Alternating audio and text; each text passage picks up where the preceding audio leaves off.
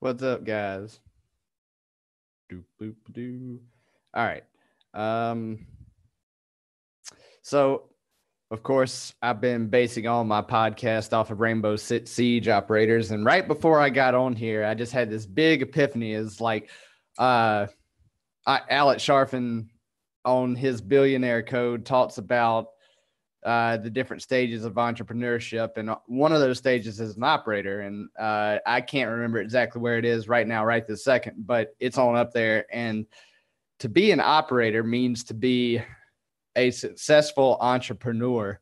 And Stephen Larson was talking yesterday about how the question you should be asking really is not what am I selling, it's who should I sell to? And then he made a really good argument for selling to successful entrepreneurs that have more money than they have time. And I was like, that got me going through an identity crisis, really, because Stephen laid down the law yesterday. And, there was a lot of stuff in there that I needed to hear, and it really lit a fire under me. I was dragging tail yesterday. But, I got to thinking that at one time, because I had done the exact same thing with building funnels that I had done with Twitch streaming, AKA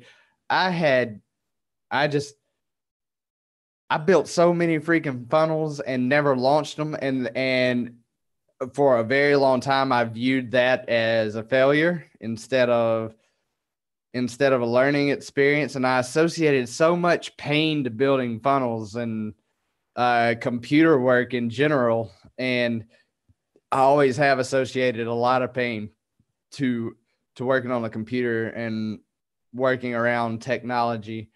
But, after rebiting on this as a tool, as an amplifier to get my message out there, I knew I would make it work for me. I knew I would adapt and make it happen. And that's what, man, it's really getting me excited. And, just staying in that zone of fulfillment and having in this be a game is the best thing for me, because, whenever everything's viewed as life and death and you get in that adaptive personality type for too long, like it's a serious drain for me personally. And it causes me to get a little reckless. And this has shown up in other places in life too. For instance, I've always been extremely flexible, like physically extremely flexible. And, it's just a belief, honestly, like my whole life, I just remember it's like, I've just defined myself as being like extremely flexible, extremely limber. I'm one of those guys that can play, if you're familiar with jiu-jitsu at all, I can play rubber guard, no problem. And I can do all the weird stuff with the hip opening and stuff like that. So much so that it's gotten me physically in trouble before. And even at times, it's like one of those things. It's like, I'm so flexible. It's like, even though you can, should you do that? I had one of my friends ask me one time back whenever I was, like playing the game of jiu-jitsu with total reckless abandon and training balls to the wall full out every single time. Back whenever I was much more insecure of a person. And, I just remember, like, in the fight, like, that's always going to be with me. It's like in a fight or flight situation, I am going to have the reckless abandon, but it's like, how do I stay out of that for as long as I can? Because that's not a great place to hang out. So I got to thinking about this very same thing as it related to operators within Rainbow Six Siege. And I immediately thought of my very first the very first game of Rainbow Six Siege I played was on defense, and it was Smoke. And I picked him because I was like, man, that dude looks awesome. And he looks, and just his loadout and stuff, I was like, oh, this guy isn't the guy expected to pick up kills directly, because I wasn't a good aimer, especially at the time.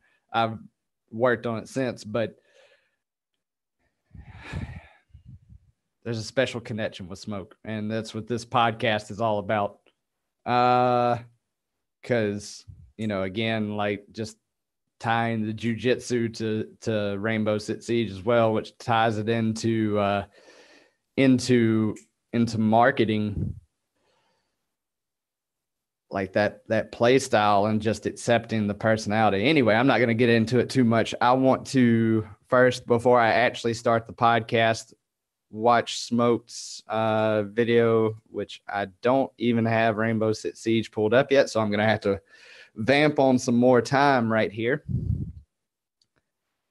But I've been, really focusing on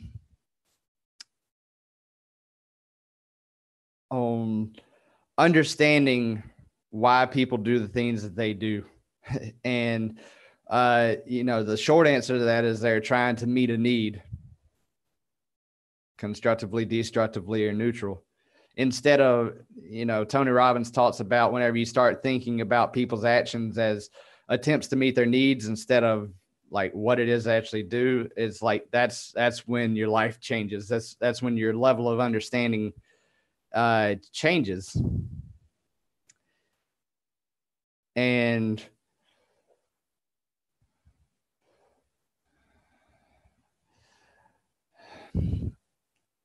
it's completely fascinating to me.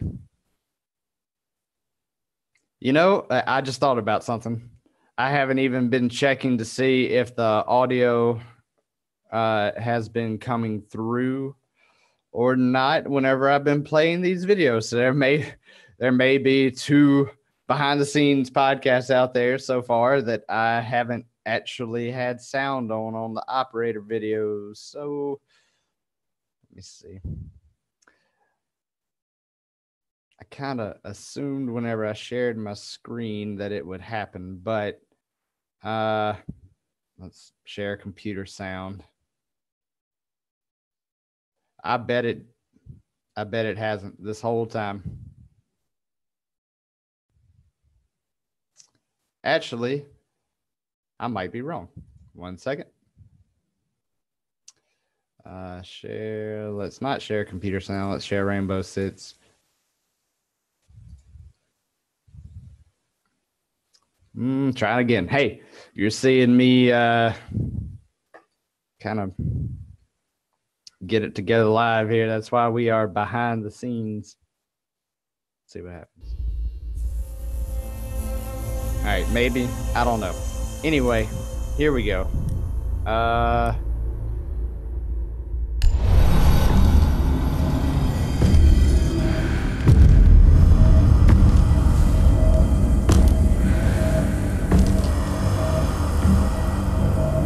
I know what you're wondering.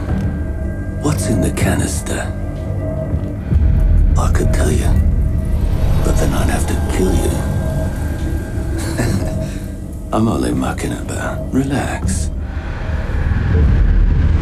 As for what's in the canister, it's best you don't ask. Oh man, I remember getting chills the first time I watched that. Smoke was so awesome.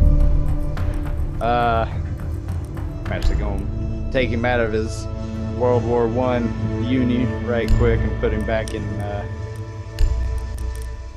normal mode. All right. So Smoke's loadout is that I like using most of the time. The meta has shifted a little bit, so the SMG-11 isn't reliable as it used to be, but that's your funnel building device right here, and that's the closer. But just looking at the bio right quick, I don't. I was an academic at one point. Excelled at science, biology, unit on dissection. That reminds me of my dad. A little scary now that I think about it. During his, let's see, thrill seeker with very little disregard for personal safety. MMA fighting anybody? Havoc and chaos of war. Like, that is easy to fall in love with, and that's not great for operating a stream or an online business, really. So, tends to have an odd sense of humor in stressful situations, can be narcissistic. I mean, say what you want to. I mean, I always had a hard time actually being heard, but I wanted to be heard hard enough to actually be here and do this. So some people might view that as narcissistic. I do like myself. So it is what it is. That's important, right? I used to not like myself.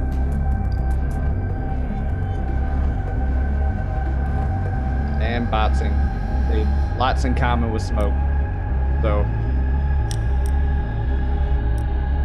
stop and share. All right. Okay, now we're officially going to hit the podcast. Now that you see what the inspiration is behind this podcast, hopefully, not hopefully, power of language again. I'm going to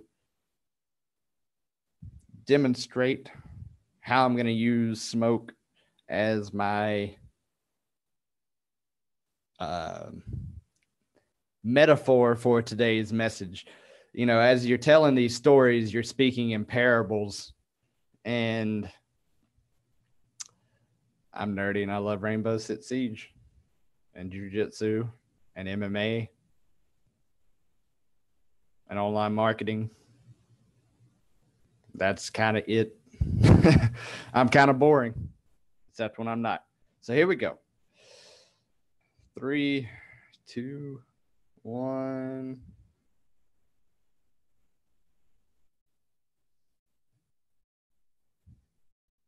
False alarm, not 3, 2, 1. Not yet.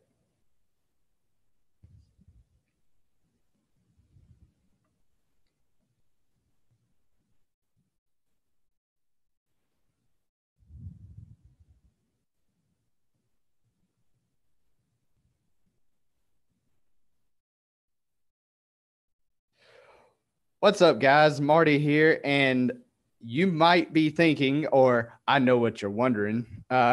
You might be thinking, hey, my microphone isn't working properly. Check my microphone. Hello? Hey, hey, hey, hey, hey, hey.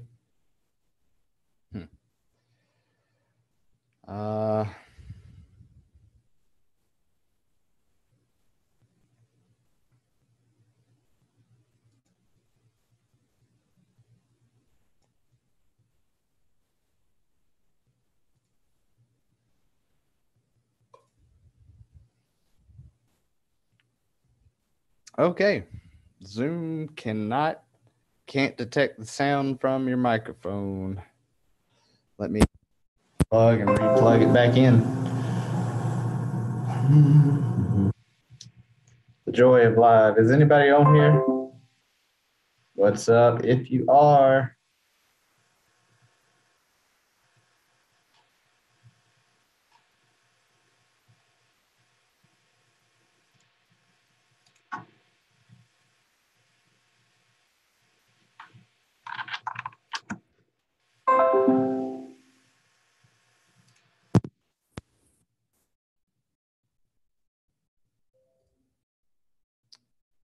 all right.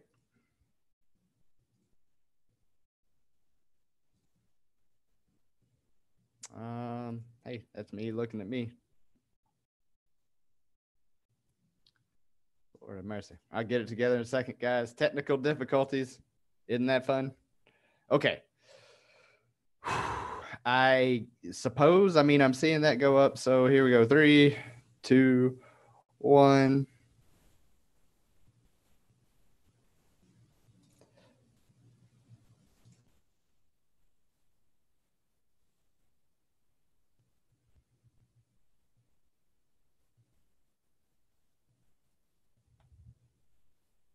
Hmm. Hey, hey, hey, hey, hey, hey, hey, hey, hey, hey. Okay, I tell you what.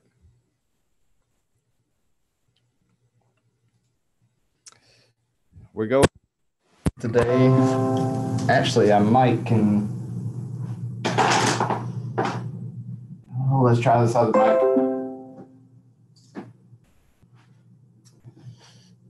Back up.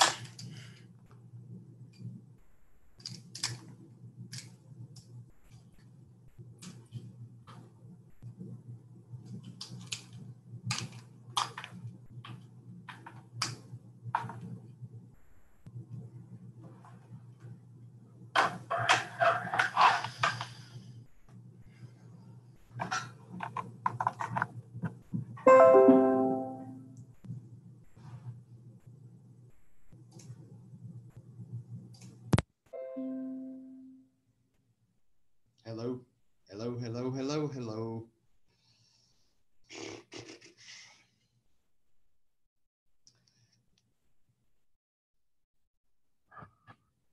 All right. I don't know how this is going to come off, but we're going to try. 3, 2, 1.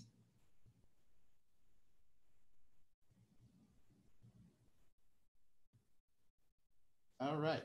I don't know what in the heck is going on. Hey, hey.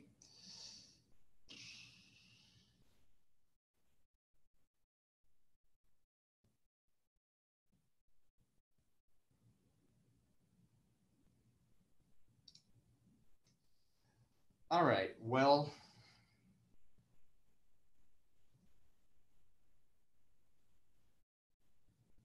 tell you what I'm going to do. I am going to put my headphones back on, go get my earbuds, and record this into Anchor, just in case it's not recording me here.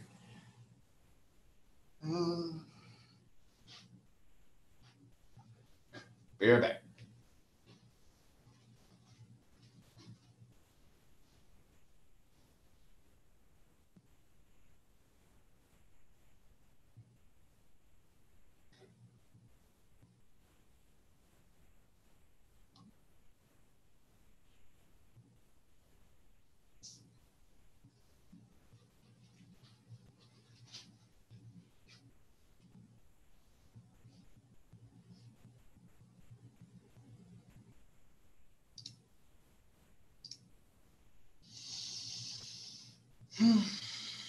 Okay.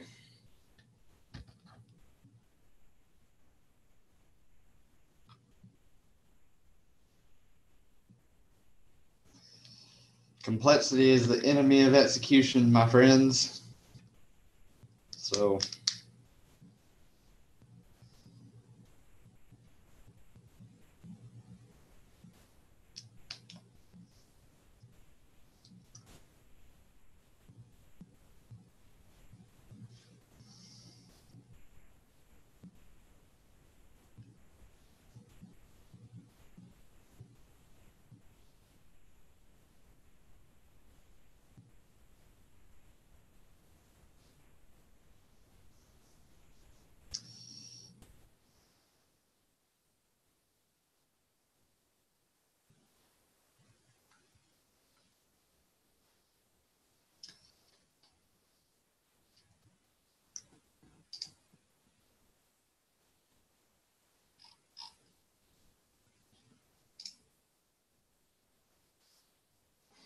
okay, here we go again.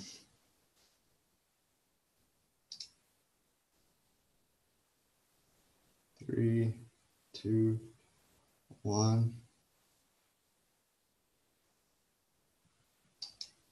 What's up, guys? Today, I want to talk about something that I think is pretty important, and it is not this. Not this. God dang it. There's way too many things going on, guys. I apologize. All right. Oh, I don't even have that pulled up anymore. Yeah, my notes. This is a stage 5 disaster today. but we keep going on. All right.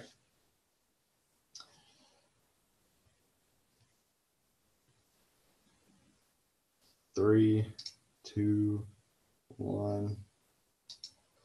What's up, guys? Today, you might be wondering, Marty, how come you talk all the time about eliminating screen time and staying healthy and whatever, but you're also talking about doing more computer work. You're talking about this funnel thing, and I don't quite get it, or I know what funnels are, and I know how much work goes into it. And don't you need to code and stuff like that? It's like, oh man, guys, you're making it way too hard. And trust me, I know I've done that before too. But I know that in the past, what I've done whenever I've been successful is I've ended up making a game out of it. So I wanted to make a game out of building funnels. And it really reminded me of a time back whenever I was streaming full time, and I had this tremendous sense of I was growing. Like, video games, as I've talked about in the past, are great for making you or great at helping you meet your needs. And that's why they're so addictive. And there's a lot to be learned from that. And I remember a point where I felt like I was still growing. I was growing in skill, but I wasn't contributing as much as I wanted to be. I was not having the impact I wanted to have. And I felt like oftentimes I was talking to, even worse than nobody, I was talking to the wrong somebody. And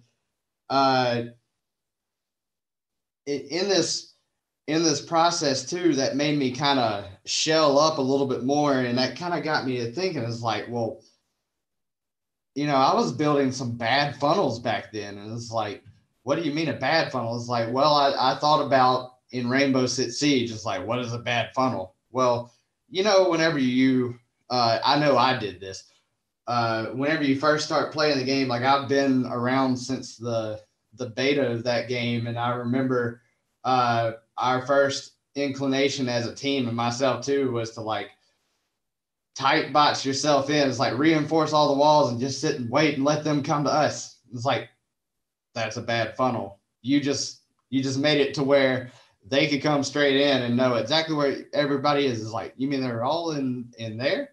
And it made me laugh. And not only that, like I felt like I was under this tremendous time crunch all the time as a result of doing that, because I'd launch a funnel and it would fail. I'd launch a funnel, it would fail.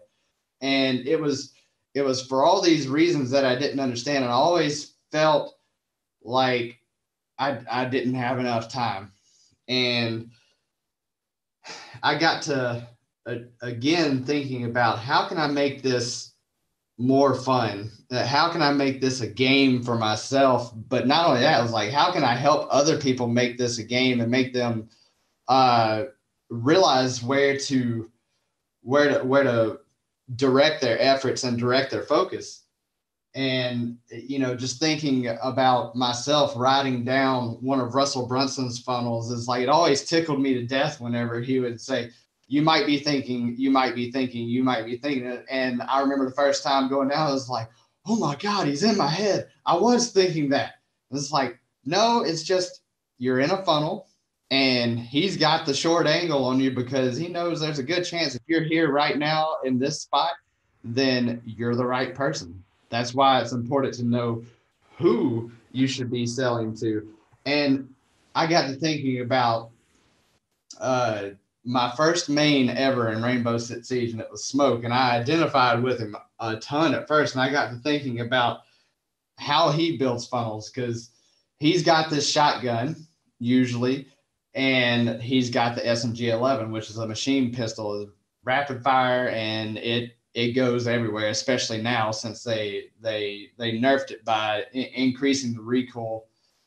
But enough nerding out about Rainbow Six Siege for a moment. Let me stay right here. So, Smoke's job is he's going to build up these short angles. He's going to knock down some walls with a shotgun. He's going to reinforce walls, just by simply holding down a button. He's like, think about how easy it is to reinforce a wall. That's exactly like the difficulty level that it takes to build an opt-in funnel. It's just like, it's already there, and it's just like click, click, drag, and you're done. And it's like, it's that easy. And by creating these short angles and dictating where the fight itself goes down, he puts down things like razor wire, and he's prepared to take people on at short angles, because that's pretty much all he can cover. If it gets to mid range, he's going to be out of range for his weapons, his skill set, his loadout. And after that, it's his job, once the action phase of the round begins, is to support and assist and stay out of trouble. And that's the thing where a lot of Smoke players, myself included, will mess up. Sometimes you get goaded into taking an engagement that you shouldn't take, and it's all because of this feeling of control that Smoke sets up with his systems and funneling in whenever he's doing it right. But his weapons are also good enough where he's got a shot, but he could, but probably should not take that, because in the end, he's the type of operator that gets stronger as the round goes on. And his unique ability is, of course, toxic gas grenades. That's why he's Smoke. And, in his operator video, I know what you're wondering, what's in the canister. It's like, I've always looked at the funnels as like my canisters, really. It's like I set them out there to like a 2-step grenade. It's like, you got to throw them out and you got to set them off. You can either pre-throw them out there and hope that someone comes by, but most of the time his unique ability is best served whenever you use it as a 2-step grenade, where it's like, I need it over there, throw it, set it off. And I was like, dude, that's how you play this funnel game. So the toxic gas, of course, denies areas. It slowly eats away at the attacker's health, at the traffic as it's driven through the funnel in these tight little areas that Smoke has created. And the problem with that is there's friendly fire in the game. And honestly, it's like that particular special ability, when used in the wrong spot, is harmful to your teammates. It's toxic. It's like part of the unique ability of Smoke is he's toxic, man. And I know that I have a little bit of that in me, and I'm certain that everybody else does as well. And you have to watch where you aim your special ability, so to speak. And with myself, that ties directly in with my patience. And I would just remember getting so impatient building my funnels that I would build so many of them, and they would be somewhere between halfway and 80% of the way done. And I'd be like, on to the next one. It's like, no, man, stay patient, stay tight, stay protected. Don't mess around and get killed in the early round, man. And as a result, I built a lot of funnels that never launched. And it reminded me again of just playing the game and having this false sense of growth. But I wasn't happy, and it was because I wasn't being a team player. I wasn't contributing. I wasn't utilizing my skill set properly. I was the one trying to take engagements that I shouldn't be taking, and using my special ability too soon and in the wrong spot, directed at the wrong thing. And that's part of my character. And you can be a little reckless, you being talking to me from anywhere from 5 minutes ago to 5 years ago and my entire life. But the intent is positive. It's it's a reckless intent, a reckless abandon on changing the game, on changing the world. In this entrepreneurial battlefield, so to speak, that is this map. If we are drawing the comparison to war, it's like where entrepreneurs are so adaptable, and looking at it from that standpoint of the high C personality type is like most entrepreneurs are high D, which is sort of the opposite end of the spectrum. And thinking back to Funnel Hacking Live, once again, it was a life-altering experience, and the core message behind it the last time was, we see things differently. Funnel hackers see things differently. It's like most of those guys are D's, and it's like, where do the 99 C's fit into this? It's like, we're the ones who see things differently from the ones who see things differently. So as far as I'm concerned, I'll use that chameleon adaptability to utilize that reckless intent and reckless abandon to change the game, change the world, but also having the patience that it takes to not only trust the systems that you put in place, but allow ample time for the traffic to come through, and not poison the wrong people in the process. So remember, guys, you're one upgrade away.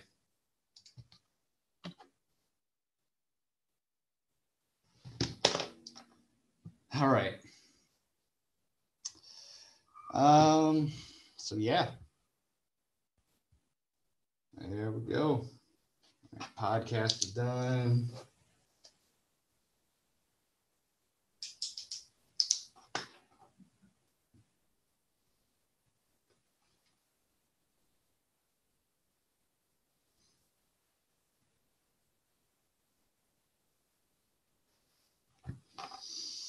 All right, guys.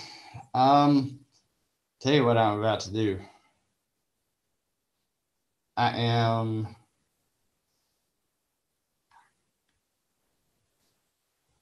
going to go compile some cool videos to y'all and for y'all, and make a little training on how I'm thinking about structuring these stories, based like doing something silly like I mean, I say silly. Whenever you're able to impart a more empowering meaning on what it is that you're doing, it's so much easier to get it done. I did it whenever I lost 100 pounds. I did it whenever I needed to get serious about building this online business. And it was just about creating like an epic purpose and making it larger than myself, because it is. I am a small part of this picture. I'm, very unique in the way I operate, and I'm still trying to fit where I fit and stay in my lane where I'm the most effective. So I believe that's coming up with these awesome metaphors by understanding these human needs that people are trying to meet. And you're seeing me do this live right here in front of you. And I think it would be a great value if you knew what was going on behind the scenes of in my mind, what I'm thinking of, exactly how I'm tying in, trying to meet these needs into my message, because that's what really bonds people and really attracts people to you. So that's what I'm going to be putting together. Y'all be on the lookout for that. But by the way, be sure to join the Gearhead Tribe Facebook group. It's not going to be free for much longer, and we're going to be growing our empires and having an amazing time making a game out of it as well while we're in there. So hop in that group, and I will see you guys next time.